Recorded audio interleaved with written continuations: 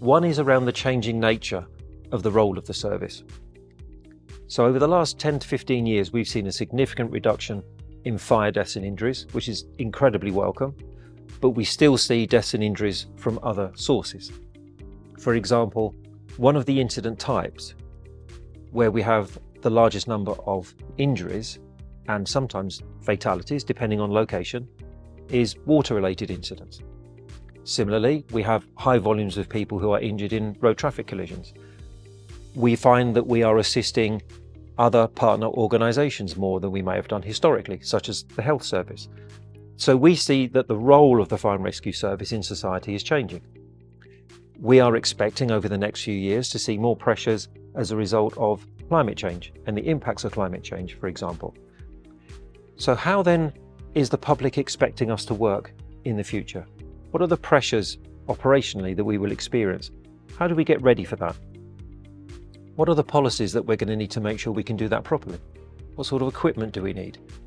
How do we work with some of our local authority and central government departments in such a way that's conducive to enabling that to happen? That's probably a challenge for all services. So the role of the service is one. I think another is financial sustainability. As we've mentioned, we found over the last few years that our funding settlement has been on an annual basis. So for us to be able to plan into the medium term, that's quite challenging. So I think there's probably two good places to start in terms of challenges which will be common across the sector and where I think organisations will welcome assistance to a greater or lesser extent.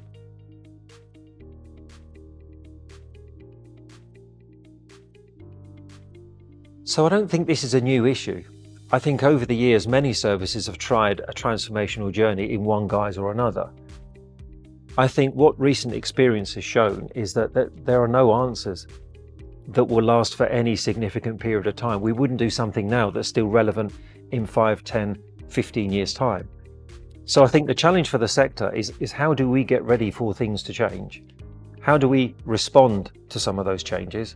And how do we work through that? We are at once an organisation that responds to any emergency and can adapt to any environment. At the same time, we are an organisation with a very rich heritage, which is steeped in tradition, and we're very, very proud of that. But of course, sometimes the two conflict. How do you stay as a traditional organisation with the values and the heritage that we have? And how do you flex to the challenges of a modern public service based in an environment which is consistently changing? And I think if we can square that circle, we've got some chance of being successful in the future.